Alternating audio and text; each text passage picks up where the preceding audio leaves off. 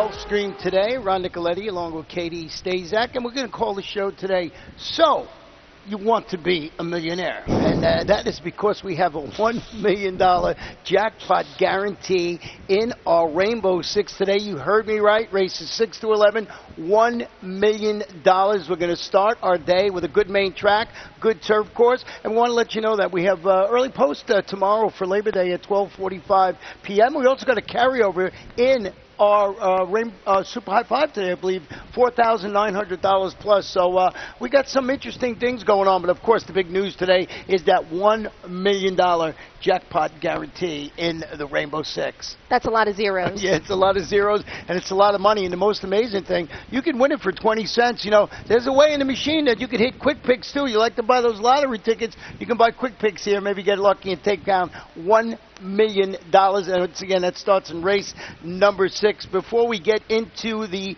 Sunday card, let's get into the Sunday card and show you a race from yesterday. And this one is the final race of the day yesterday. And, boy, did it turn out to be a great race. And that was the affirmed division of the Florida Sire Stakes, $300,000. They turned it for home. Tribal Drama, very, very, very impressive. He was impressive, especially coming off his maiden-breaking score. A lot of these other horses had stakes experience by running in the first leg of the Florida Sire Stakes series. He wasn't quite ready to go in that race first time out, and it certainly paid off. David Fox deciding to wait for this race and held on very gamely here in a very big competitive field. Yeah, they were high on this horse from the very beginning, and we mentioned on the analysis show yesterday that this horse went off at 3 to 5 in its debut, and they were very high, and you mentioned the reasons. They were thinking actually of putting this horse right in the first leg of the Science Stakes, but thought it might be too tough for him, and they followed the great path, so it was good to go. Now we're going to show you what's in Tweet Kingdom over the last couple of days. The first one we want to talk about, we got to see another great yesterday, simulcasting between Rachel's Valentina and Tap To It. Really nice performance by both of them. What an exciting race this was, and how fitting it was for Rachel's Valentina, the last foal of Rachel's Alexandra, to win her first Grade 1 in the Ballerina exactly 5 years to the day for when Rachel herself won the Woodward. So that was pretty cool. And our own Ralph Nix, Tap To It, was just brilliant. She ran such a great race to be second, and I hope that this person is right. I'd love to see this rivalry extend. Yeah, extend. You know, and you never felt in the race that, it was just Rachel's Valentina all the time. You thought Tap To It might get to her, what was going on, and it was a very exciting race, and they're right about that rivalry. Each winter we have our perennial leading jockey here, and that is Javier Castellano. And we look at this tweet, what he's won, what he's done at Saratoga so far. When it comes up, he's won the Woodward, the Travers, the Whitney, the Alabama. With different horses. It's just unbelievable. And he becomes the first rider to do this, winning all of Saratoga's premier Grade 1 events this summer. Congrats to him, and we look forward to having him back here this winter. On the show yesterday, we tried and warned you about Stanley Gold in these Florida Sire Stakes races, and he was alive. He had won 2 races in a row, and coming into the final leg, you see Jack Sabetta Farm. What a day they had. They had a great day. Even though they lost the Affirm, they were second. You almost thought they were going to have a third one with Abercorn as a long shot coming in. But just brilliant. Ballet Diva was just spectacular. And, they had the Exacta there, too, with Silent Prayer. And then we have 225A come in next out in the prize. And, again, he had the Exacta over Southern Barbecue. Yeah, and we said that Stanley Gold, what is that, 19 now with both the 2- and 3-year-old races combined? The Florida Sire Stakes victories. That is incredible, that number. Yes, 17 and 2-year-old races, and then 2 additional with us adding the 3-year-old division this year. Total of 19. Well, we've done all our early work. Now it's time to look at the card, the first race. As I mentioned at the top of the show, the main track good, turf course, both listed as good to start today, but it's a beautiful sunny day right now, so I'm thinking the track might dry out in the turf, so stay tuned all day long, and you can see how the track conditions progress.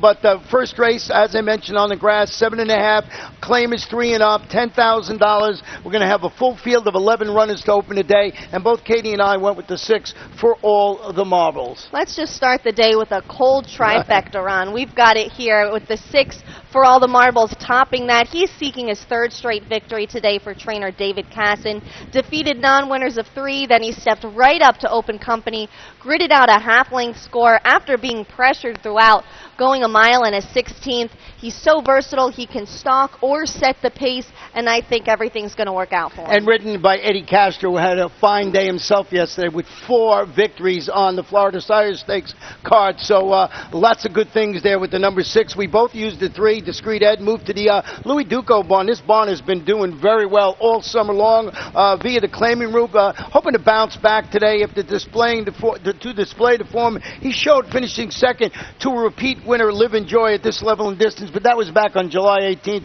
I think this horse has got to bounce back to run his best. Absolutely. It was a little bit of an uncharacteristic performance last time out, but cutting back to this distance might be the keys. Run very well. And we both closed it out with the number 8 horse, Gifted Ruler, in our opening race. Let's go right to the second. 6 furlongs maiden claimants, fillies and bears, 3 and up, $20,000 down to $16,000. 6 runners in the field, and Katie and I, we have a little difference of opinion here. I'll start with mine, the 4, Platonic Glove, and I'll tell you why I use this horse. This one I believe should be primed and ready to offer more.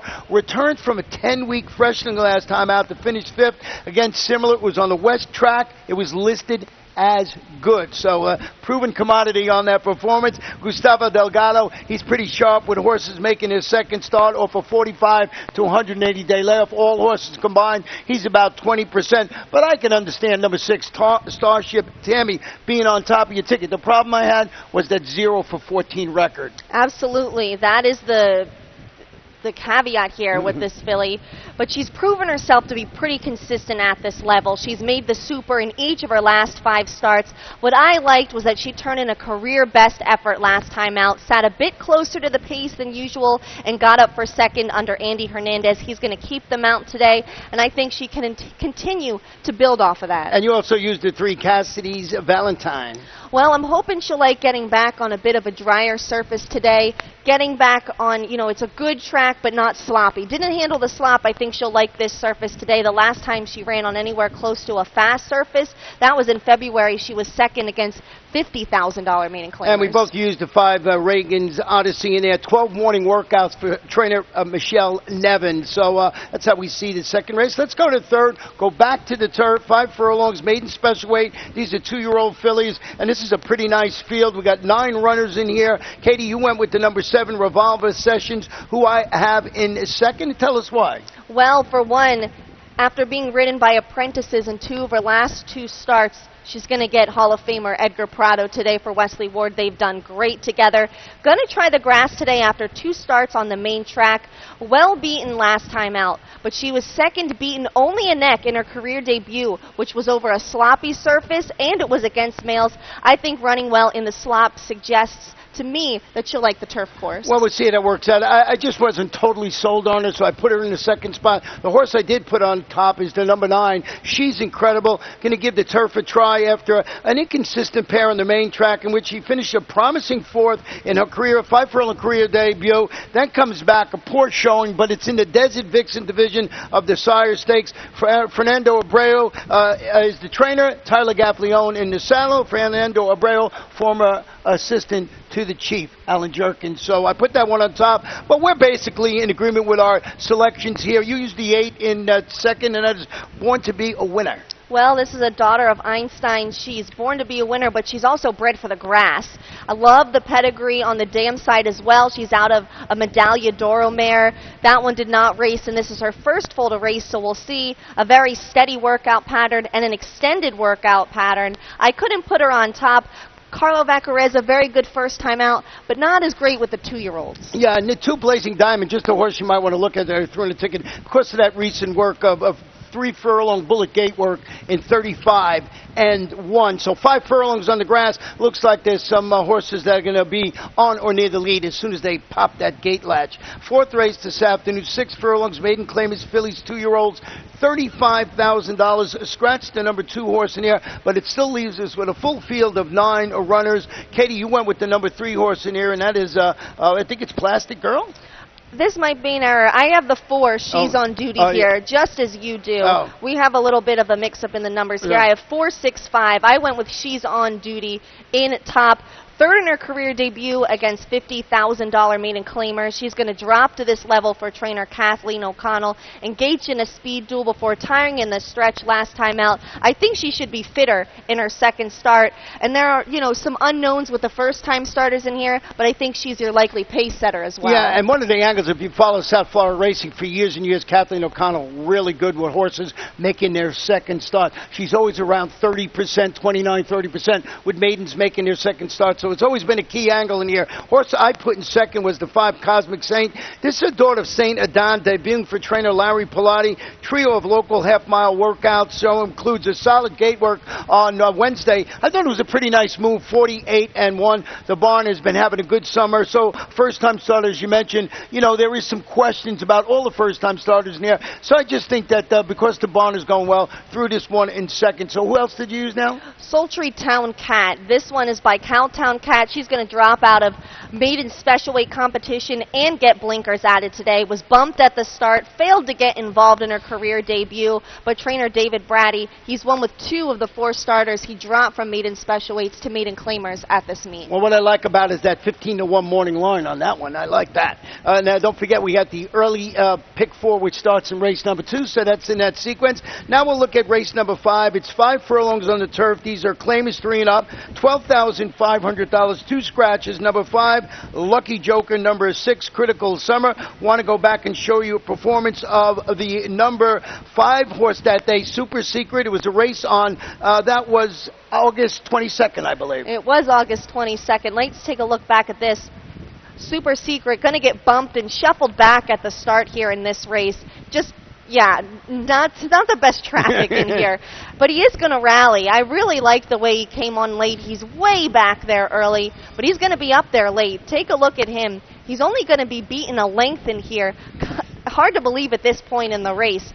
By a horse named Dr. J. Dub, who would come out to run pretty well next time out in his first start against Winners on Friday, hit the board. I just love the way the horse came on late. The only concern I had, the barn is 0 for 35 with turf sprinters, so couldn't put it on top of my ticket. I went with the 4 Rising Creek, and this one moved to the Oscar Gonzalez barn via the claim, turning back to this 5 furlong distance. Blinkers added today. Lost all chance last time out when he stumbled badly at the start. Again, similar, going 7.5 furlongs. Trainer Gonzalez, he's really good with new claims, a limited sampling, but he's 35%. Tyler Gaffleone, our leading rider in the saddle, so I threw that one on top of the ticket. Like I said, you had the 1 Super Secret. The barn, that's not their game. It's a great barn. I love the trainer and everything like that, but not sprinting on the grass for me. Well, we'll see if this one can turn it around, because he certainly ran well enough to earn the win last time. And we both used the number 3 Boring Kinnear on our ticket. Let's go to race number 6. 7 furlongs, maiden claim is 3 and up, $35,000. We got a clean slate in here with 7 runners. I went with the 7 viable option. Katie, you went with the 3 Point Made. Well, he made a point when he dropped down in class and really responded last time out. When he dropped from the maiden special weight ranks, got caught up in a duel while pinned down at the rail, pretty much stayed in third throughout in the race, but from his style of running to his pedigree, you don't have to worry about distance with this horse. I think 7 furlongs should be perfect. Yeah, Angel Medina is the trainer. I went with the 7 viable option, turning back to the 7 furlong distance on the main track. Track tepid fractions last time out, got beat a neck when racing around 2 turns on the turf. Carlo Vaccareza, he's good with the turf to dirt angle. He doesn't have a great sampling, but he's about 19%. So I think our horse can run very well in there. We both used the number 6, Philocades, on our ticket. Yeah, my only concern with viable option, I'd love him if he had run more recently. He just hasn't run since April. That was my concern. But I like him, and I like Philocades as well. 2nd and 3rd in his most recent outings on both turf and dirt for trainer Kathleen O'Connell. Not sure he wants to go this far, but he was 3rd, only beaten a length when going a mile on turf in May. Ridden by Edgar Zayas, and what a nice return for him yesterday, winning that race, coming from off the pace. First race back, so first day back yesterday. So Edgar Zayas, perennial leading rider around here, and good to see him back in the saddle. Race 7 today, mile in the 16th on the turf, maiden special weight, 3 and up, maiden special weight conditions. How about this? 13 runners in the field for the second leg of the Rainbow Six with the $1 million jackpot guarantee. How deep did you go here? I would go deep, but you know what? I cannot get enough of this 13 horse in here. You are getting 15-1 with Wesley Ward and Edgar Prado. I don't know how this is possible. The reason being he hasn't run in a while, but he's going to get blinkers off today and make his first start for the Wesley Ward barn. Hasn't been seen since January, but turned in a sharp 47-2 half-mile work here on September 1st. I put him right on top of the ticket. Listen to this. In the past year, Wesley Ward, 2 for 3. That's 67%, a small sampling, with horses returning from layoffs of 180 days or more in maiden special weights. And I think he has the best turf pedigree of this group. He's out of a Lemon Drop Kid mare. Yeah, I just couldn't use him because of the post. I just couldn't get out to that 13 post that went to the horse you have in second, and that is My High Roller. Will be outfitted with blinkers after an eventful outing at this level and distance.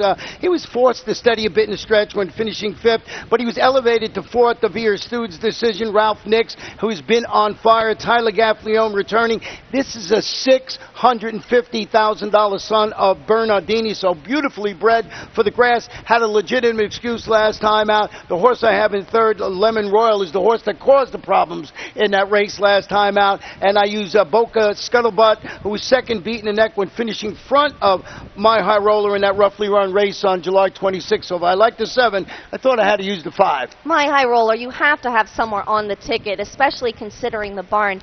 Trainer Ralph Nix, phenomenal statistics, but he's 0 for 8 first-time blinkers on the turf this year. That's probably the worst statistic he has. Yeah, that's for sure. Let's go to race number 8 today. 5.5 furlongs, claimers, fillies and mares, 3 and up, non-winners of 3 in life, or 3-year-olds, $6,250. And number 6, Spring Forward Alex. We both have on a ticket. Looks like the logical one. Absolutely. Without question, has the best recent form. Hit the board in 3 of her last 4 starts. The only off-the-board effort was when they tried to stretch her out to a mile. Yeah, and we're both basically in agreement with our selections here. We have the 3 and the 7, just flip-flop. Trumpets, Eminence, and What's Up, Kiddo? Let's go to race number 9 today.